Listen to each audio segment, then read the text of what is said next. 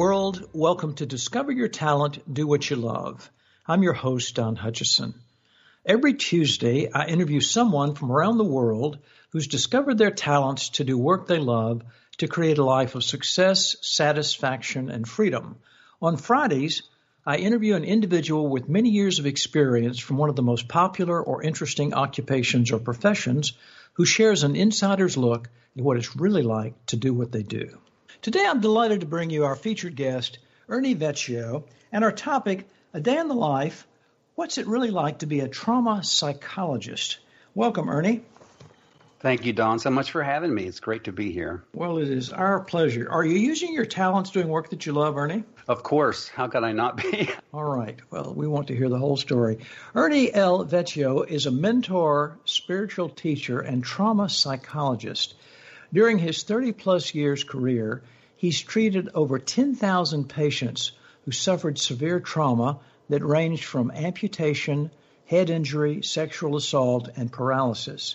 Vecchio is a licensed clinical and rehabilitation psychologist who's written 4 books, including his latest release, Feelings and Reason, Activating Your Heart as Compass Despite the Ego's Interference, an international bestseller in 4 self-help categories.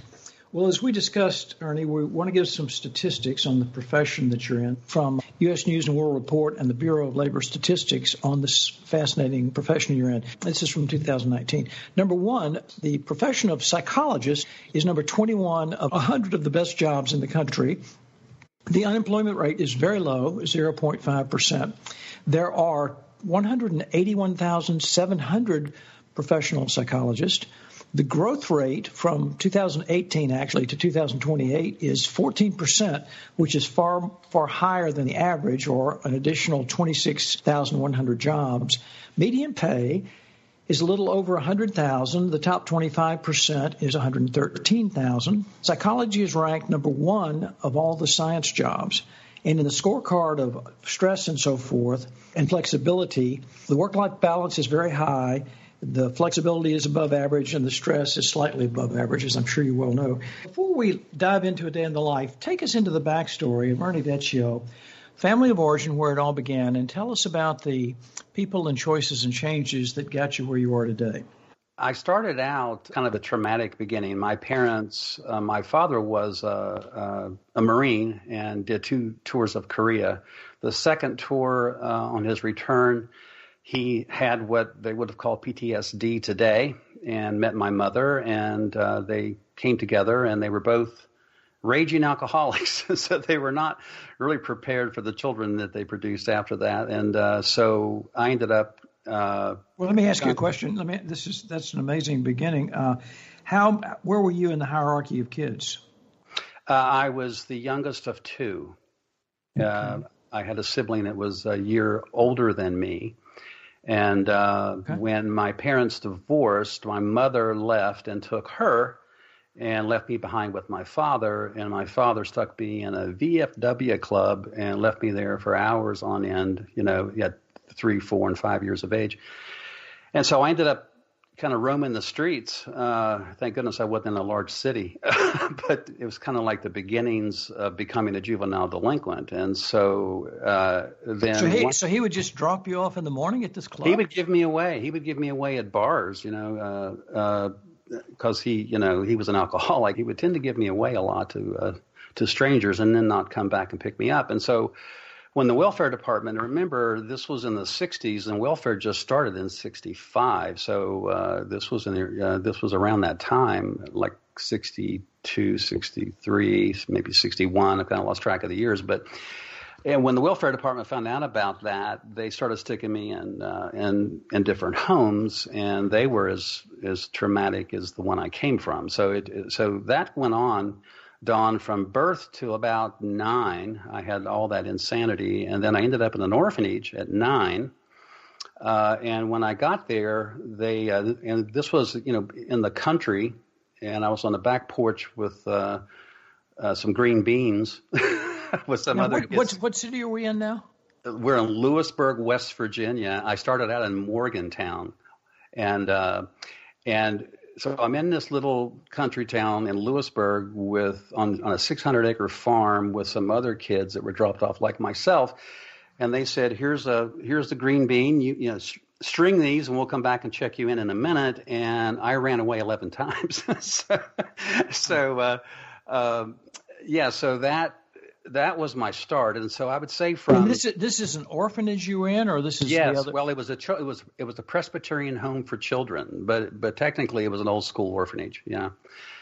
Which could not run today because of child laws and whatever, and because they had to pay. You've got to pay kids to work now. Back in those days, they didn't pay you to work. You worked to carry your weight. Birth to 9, I had that insanity with my family of origin, and then being a child of the state for a couple of years, and then ended up in an orphanage.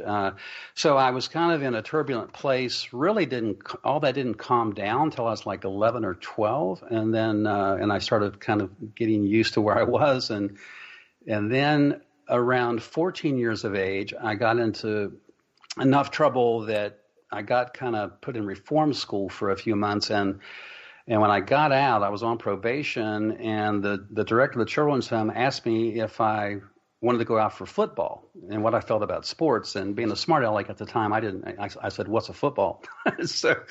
So I go out on the football field at 14, and I literally run everybody off the field. I mean, I was just incredibly fast because of, I guess, all the previous times of running away. And sports and athletics and coaches kind of became my surrogate father. And I became a small town celebrity from 14 to 18. Got scholarships to play football. And let me ask you a question. When you're going through these times, and you didn't have any underpinning of support from either parents, which is, that's pretty seminal and pretty traumatic to say the least. How did you get through those early days? What was your support? Who were your supports? Because like I said, it was a lot of coaches and a couple adults that were not particularly professionals, just people that cared about kids. I was trying to find. In my own mind, I was trying to find some idea of what good was, Yes. At a time when people were pushing God on me, and I really wanted to say, well, you guys can debate the God thing. I just like to find what good is, and so I came up with an idea of what that was, which is when you don't live your life at the expense of others, especially yourself. And so I began to kind of make that my mantra as a youngster, But really, the identity, the grounding came in athletics. And as much as I was a star and a celebrity on the track and the football field, I could not feel any of that, Don. It was, when you have shame as a demon, you don't feel much of those accolades. And then when you talk about turning points, I was paying attention to how life was kind of getting behind me at certain times, and that's for the good and the bad. And when I began to see how life was really kind of behind whatever I got behind, I started paying more attention what I paid attention to. And so, and a good example of that would be when I got out of college. When I got out of high school and went to college, I was offered a full scholarship to play football at Marshall University. And because my father was still alive at the time and I still wanted to try to connect with him, I went to Morgantown to go to the state university there. And then the very next year, the whole football team dies in a plane crash. And so that was I feel like I had a lot of times in my life where I was dodging a bullet, if you will. And I paid attention. Slow down on that part of the story. I barely remember that. I do remember it, but okay, break it down again. So you were in high school. You were a star. I was a star. You're still living in the reform school. I mean, in the orphanage, right? Right. Yeah. And I got a full scholarship offer to play football at 2 universities within the state, Marshall and WVU. I considered Marshall because they were offering me a full scholarship, where I was only getting a partial scholarship at WVU. But my father was still alive. And he was in Morgantown, which is where I was born. And so I thought, well, if I'm going to reconnect with my father, this is going to be the time. Yes. So I went to Morgantown instead. And then the very next year, the football team were killed in a plane crash. And so I bring that up because I had a lot of friends that were on that plane, and and I knew a lot of those guys, and so it was kind of like, again, another example where life was kind of protecting me. I was getting guidance as I was making some of these decisions later on in my life, and I paid attention to this intelligence, whatever it was guiding me. So and trust me, I wasn't a saint at that point at all. Why were you not on the plane? I took the scholarship at WVU instead. Oh, I'm sorry. Yeah. The Marshall Scholarship was the full scholarship. Okay. The partial scholarship was at WVU in Morgantown. Okay. And it was track. It was track and field. Okay. It was not football. So I took the track and field scholarship. And that was the other piece, Don. When you talk about support and how I got through it, being a runner at a very young age, became my therapy, became my form of meditation, if you will, to rid myself or to balance out the energy that I was, because I had enough energy to charge a small city back then. Okay. So it gave me an outlet for all of that, and I was quite good. I was a click away from the Olympics as a sprinter. I was a good athlete. But again, what were your races? What did you? I was a quarter miler. Okay. And then of course what happened later on in my life is I kept running. I ran all the way up until my mid 40s. I was a marathoner, half marathoner, and I was in the top 3%, 5% of the culture as a runner. And I still to this day am very active. And so. What about Morgantown? What about so you got that amazing track and field scholarship and you were a runner. What did you study in school? How did you get yourself grounded on the academic side? Well, I did not know. I thought that I was too stupid to be in college, first of all. I had no confidence in my abilities at all at the time. And I had a really bad stammer, and I went to speech therapist for the stuttering. So I was an anxious kid on top of that. And so I just kind of, I think I changed majors 4 or 5 times, and I tended to just kind of, if I had a good friend who was an accountant, I went into accounting. I didn't really have I had no guidance. I had no guidance, and I fell in to counseling and psychology because it was verbal, and it wasn't a lot of standardized tests. Instead, it was essay exams, and it was verbal stuff, and so.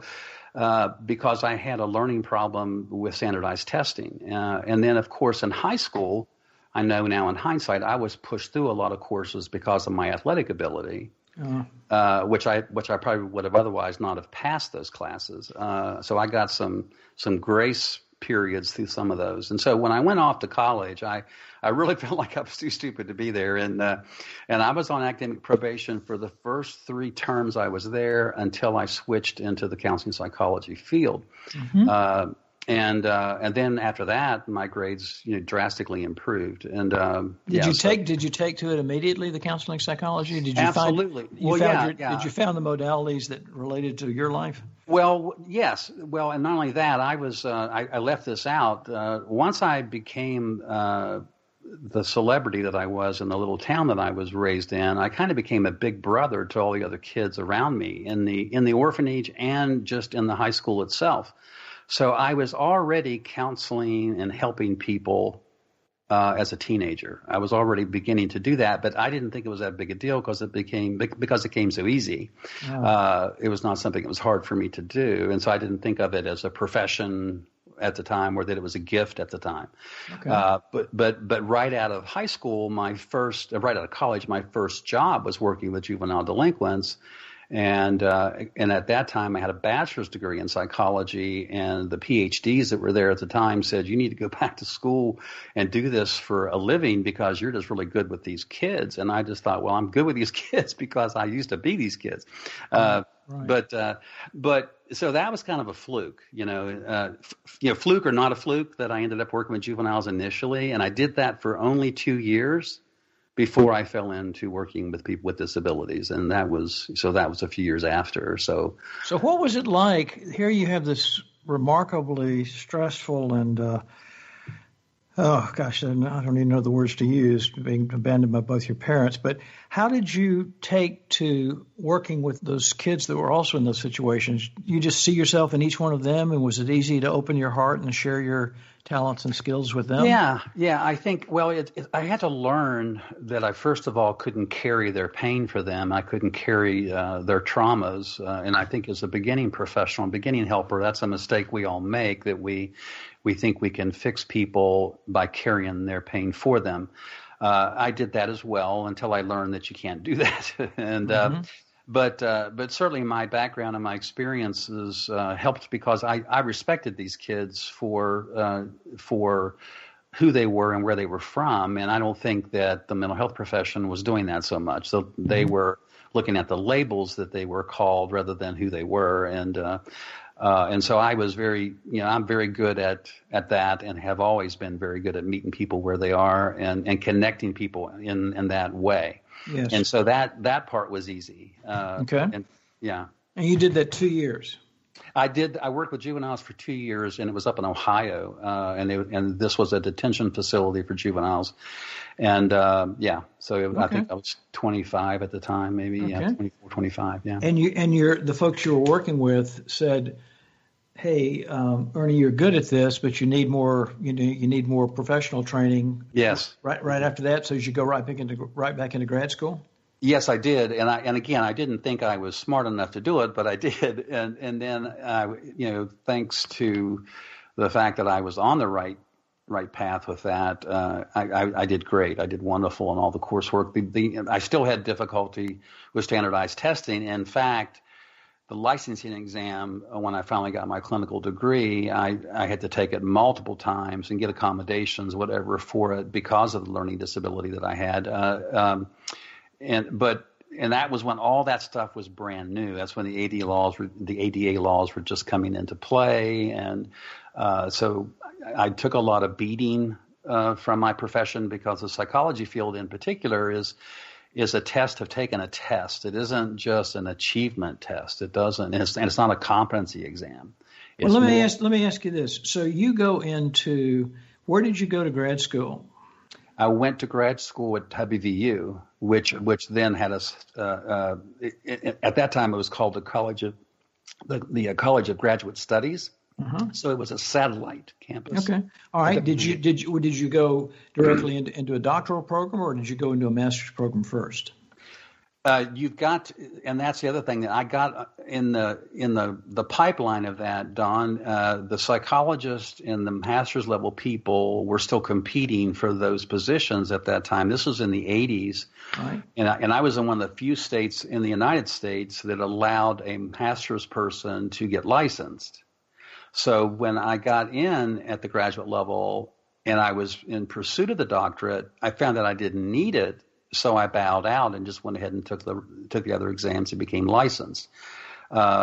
Later, so I didn't get the doctorate, is my point. I could have, but I didn't need it to become an independent practitioner. Okay. Now, of course, you've got to get the doctorate. So I was like a semester or two away from the doctorate, so I could have gotten it, but it was one of those things I didn't need it, and at the time I was really kind of tired of taking standardized tests, because they really were hard for me. Yes. What was your particular learning disability? Well, I had ADHD, which is no surprise, and my verbal score, of course, was higher than my performance score. So if you're looking at hemispheres of the brain, my left hemisphere was my strength, my right hemisphere was my weakness. And to be considered LD, you have to be 15 points plus between those two hemispheres.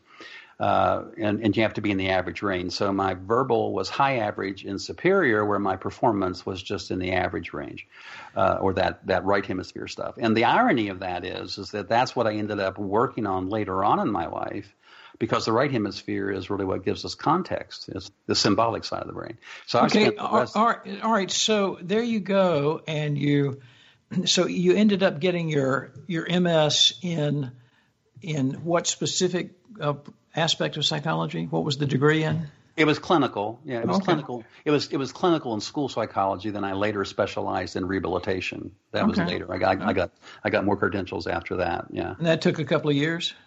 Yeah, it was off and on, but yeah. Okay, all right. And then and during that time, were you seeing clients? Oh, of course. Yeah, when I left working with juveniles, I came to a rehabilitation hospital where in the beginning I was a rehabilitation counselor. So in that environment, I had a caseload of 50 or so clients, and I was predominantly a therapist working with rehabilitation cases. I moved from therapist to psychologist while I was in that facility. And then when I completed that, and I want to say 91 or 92, I then became a rehabilitation psychologist in the very hospital, because it was a large facility. In the very hospital that I was working beside, I became the clinical director there, or the trauma psychologist there. Yeah. Wow, what an amazing trajectory for your career with your background. But you just moved through it. You had the guts and tenacity and innate talents to make it work. So how did you transition into spending most of your time on the trauma side? Well, I was always, and still am today, a therapist. I've always enjoyed understanding the workings of the human condition, and we've gotten, I feel like the profession's gotten really far away from that with where we are now with just cognitive psychology. But I've always been interested in not just what made people tick, but really looking at strengths and looking at the weaknesses and how they kind of have the symbiotic relationship with one another, and that you can't bypass the weaknesses. You have to kind of embrace and understand them to be able to work with them. And of course, when you're working with trauma, people are having to reinvent who they are. I mean, they're going from being coal miners and engineers and accountants and whatever to totally being taken off at the knees and having to start all over again. Wow. And so looking at their strengths and weaknesses, not so much what they lost, but what they had left, was really key. And so I became quite astute at doing that. And then it just graduated from there, Don, into a much more deeper kind of understanding. Yeah. Yes. Good heavens, what an amazing place to be. You talk about you work with everybody from amputees to sexual assault victims. So did you make that your niche at the facility, the hospital you were working? Did you find utterly specialized in that? Yeah, this rehab facility that I was in had 250 clients, and probably, I don't know, maybe a third or a quarter of those were hospital patients, and these were the really severe trauma patients. I was the clinical psychologist for the entire facility, but I was able to zero in on the hospital patients because I had a captive audience. In other words, they were there anywhere from 14 to 16 months as they're going through their rehabilitation experience. And so it gave me a wonderful kind of a starting point to work deeper with people. And so, I kind of started looking at that. And it wasn't, Don, by design. As you begin to solve the Rubik's Cube that is the human condition, and you get into that kind of mindset, you go deeper and deeper and don't really realize how deep you've gone until somebody else points it out to you. I mean, to me, it was just normal progression. It wasn't until I ended up teaching at graduate school that I had found out that I had integrated something like 9 or 10 counseling psychological concepts or contexts into one model. And when I did that, the dean of the counseling program said, "You need to come and teach for us. People can barely do one of these models, and you've integrated 9 of them." And I'm going like, who, me? I mean, I had no concept of how far I had gone and how deep I had gone with the understanding of the human experience. And so once I found that out, I went, gosh, maybe I need to kind of polish this up and think about it from a different angle. So that's kind of what happened later in my life. Is I thought, well, I think I'm onto something here. I need to help put this together in a way that people can wrap their heads around it. Yeah. So that evolved because as you started working with trauma victims, you just wanted to know more about So you just kept studying other experts and other modalities. That's what you did to continue to broaden your understanding. Well, it was that, but it was understanding what real psychopathology is. Most clinicians don't really know what that is. They think it's a checklist on the MMPI, or they think it's a checklist in a clinical interview. True pathology is just simply the wounded self, and there's no way to enter this experience and not be wounded. Right. And so to understand the impact of those wounds and how they're playing out in people's day-to-days, in their day-to-day lives was a real challenge. And I discovered in a common theme in all of my patients that were coming back from adversity, and that was that there's something intentional and guiding and evolving inside of them that was pulling them into the present despite the ego's interference. And so I originally called that my philosophy, intentional guided evolution, until I shifted it into gift and compassionate therapy, because I was playing around with what to call this, because it wasn't, I didn't want to use religious terminology, but yet there was a really strong spiritual component that was driving this.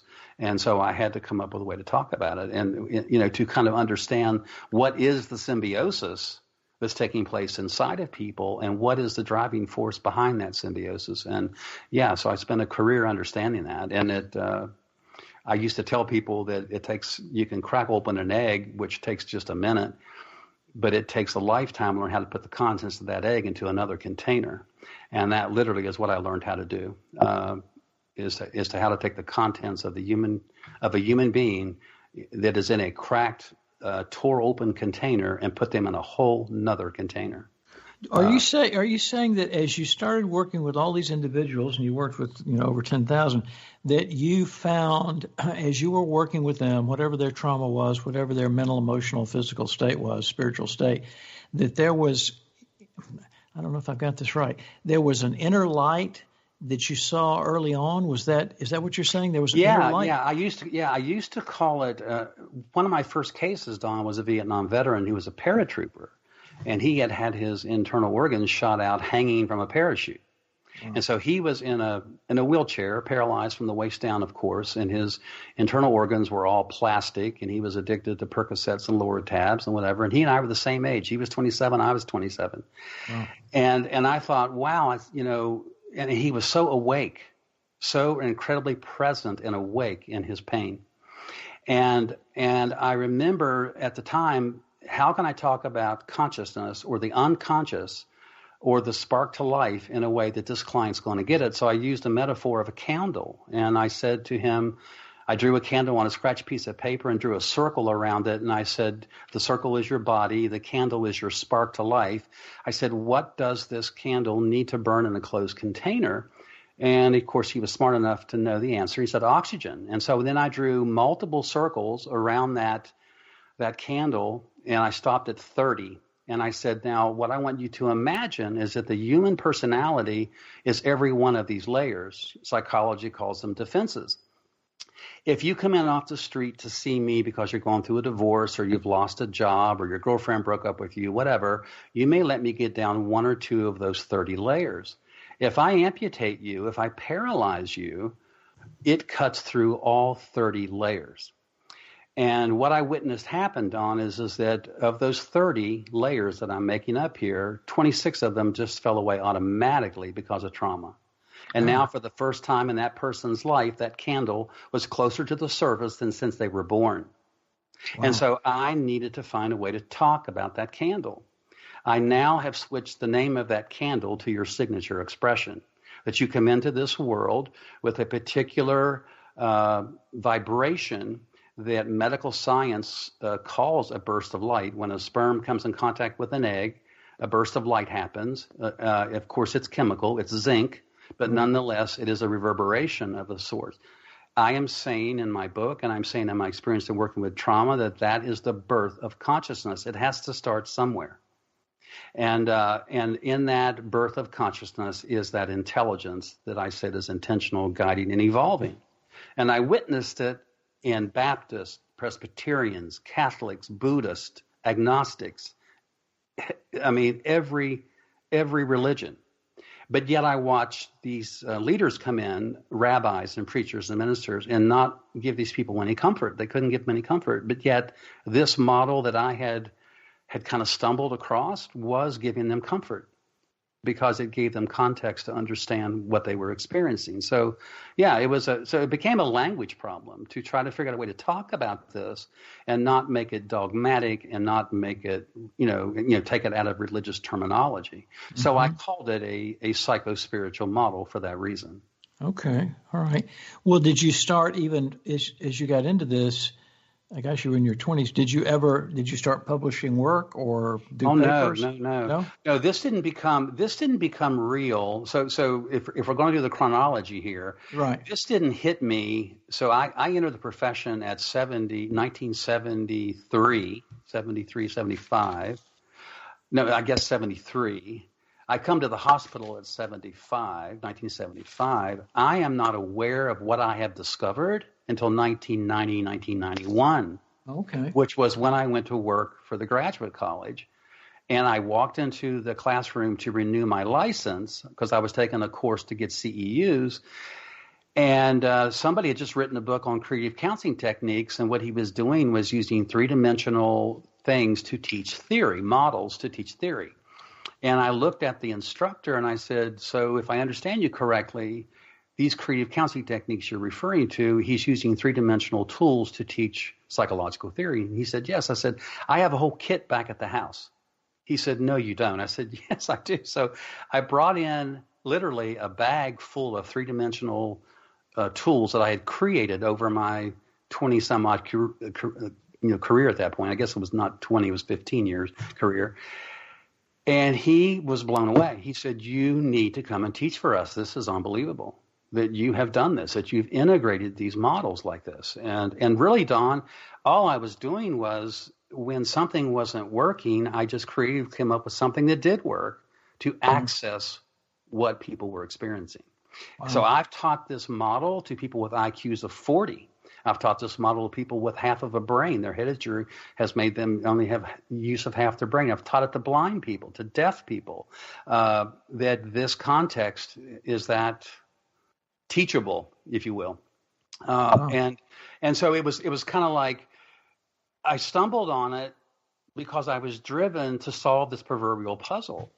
I felt like, I think I told you when we were off the air, I felt like Indiana Jones. I was finding these diamonds and rubies inside the human condition, but yet I was having to go through trapdoors and fight dragons and demons. And by that I mean I had to deal with the pathology of the patient that I was working with to get to these diamonds and rubies, but it was nonetheless still very real.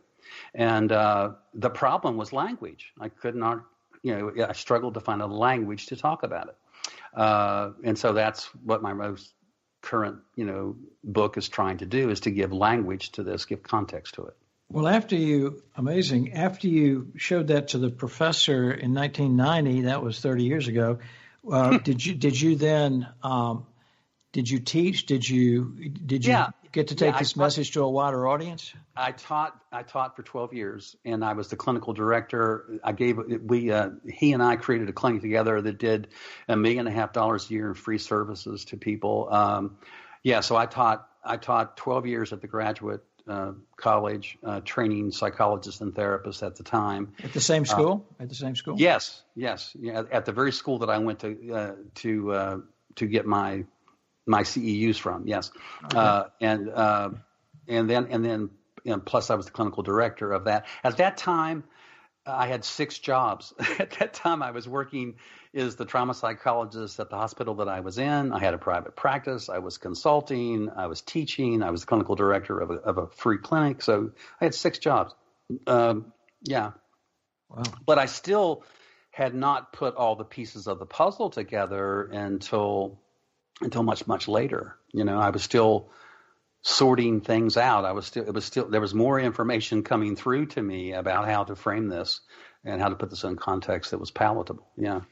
So is this book going to be, you've written 4 books. So did your earlier books get good exposure in the academic world or in the world of counselors and psychologists? No. No. I started out. No, I'm not the greatest writer. I'm not a trained writer by any means. But my last three books probably were my best. I've written 4 or 5, but they were not like the one that I've just finished. I did The Astonishing Dream of Job, which is I did what Carl Jung did with the Job story in the Bible, and looked at Job's experience as if he was having a dream, and came up with 100 or so spiritual insights from that. And again, this was based on my trauma patients, because I said to people at the time that if I've treated 10,000 trauma patients in my career, then Job would have been 10,001, because what Job experienced is exactly what my patients experienced. Okay. But it was put in a context of counseling psychological theory. It wasn't put in a religious context at all. Okay. And then I did The Soul's Intent, which was the book that followed that, which was the premise that we think we get here when we're born, when we don't actually get here till we choose to arrive. And so arrival, in the business of arrival, is what I was watching my trauma patients being forced to do, which is to get here, to be present and in this experience. And so that book was more about this idea of consciousness and awareness, and embracing this symbiotic intelligence that you're born with, and how to kind of incorporate that into your day-to-day life. And then the most recent book was pulling all the pieces together. And now I have a developmental piece, I have a theory, I have a philosophy that's behind it, terminology, vocabulary. It's all kind of intertwined now. Yes. And it doesn't exist in the culture in the form that I have it. It does not exist anywhere. Okay. Wow, just amazing. Gosh, in these just radically stressful times, these ideas, wow, they're so needed. Well, let me ask you, what would you say to someone listening to this, obviously a student that at whatever age is thinking about getting into the profession of psychology? How would they, listening to this interview, what resources would you suggest they check out to learn more and just explore how to use their talents and abilities, and whether or not it's a good fit? Well, I think that the science of psychology is all over the place. In other words, any book that's out there that has to do with testing, diagnosis, assessment, the statistical aspect of psychology, which is the science part, that's easy. I think that what I would tell young people today is that we need to remember that psychology's roots are in philosophy. Right. And that understanding the wisdom of the human experience is becoming slowly and surely a lost art. So I would encourage young people to look at people like Carl Jung, like Joseph Campbell, who wasn't even a psychologist. He was just a sage in his own right about following your bliss and being your best self. People, I think the number one complaint that people have in the mental health profession in general is they feel like they're not being seen, and by that I mean they're instead of you seeing them, you're seeing their labels, and so that first label that they are. So let's say their name is Susan or David. That's their first diagnosis, and you want to help them understand who that is and why that is. Why is David? What is David? What's his purpose, and what's his reason for existing? This is becoming slowly but surely a lost art because we've got so much emphasis in neuroscience on the brain. Mm-hmm. So I would say to young people that the philosophical kind of underpinnings of psychology is don't forget those roots, and that the gold standard long before brain science was understanding unconscious motivations and where they come from and whatever. And so what I learned in working with trauma is there's actually a symbiosis taking place there, meaning that all the opposing forces that are inside of us are meant to work together to get us into a present moment. They're only oppositional because we're asleep. If we're awake to that symbiosis, then it's incredible. And when you go back to the chronology of my own story, I must have been connected to that symbiosis for me to have made some of those later decisions and to pay attention that life is in fact a teacher. And so I attempted to learn from whatever I was going through, not right away, but eventually I did get there to a place where I was learning from my experiences, and that, we call that depth in the culture, right? When you learn from experience. Yeah. Right. Well, just in a few sentences, what's your personal vision going forward? Well, I think what I'd like to do is to, if I have a gift, it's that I have the capacity to see in the dark, and that I want to help people understand that there's a flotation device inside of them. There's an anchor inside of them. That this road less traveled. You and I talked about this. That we're not really stuck in the Matrix as much as we're stuck somewhere between the Wizard of Oz, the Yellow Brick Road, and the Matrix, and that the road less traveled is a real road. It's called less traveled because few people go after this inward journey unless they're somehow forced to do so, and I encourage people to do it voluntarily because it's not as scary as and as frightening as they imagine. In fact, it's quite profound. Yes, exactly. Wow, Ernie Vecchio, what a great pleasure having you on our show today. Your journey is remarkable, and you every day are making the world a better place and have so many innovative ideas that are for the good of all. How do our listeners around the world connect with you? Okay, well, it would be my site, which is myname.com. That's ERNIEVECCHIO.com. And then heartascompass@outlook.com is my email address. I also have a little tiny podcast that I've barely gotten started again. It's called the Heart as Compass podcast on SoundCloud. Okay. If people want to go there, I do little sound bites there of the context of the book and what the book's trying to say. And so, those two places would be the natural place. Yeah. Ernie, where do people get your book, your recent release, Activating Your Heart as Compass Despite the Ego's Interference? That would be at my website, which is myname.com, or at amazon.com. Good. And how long has it been out?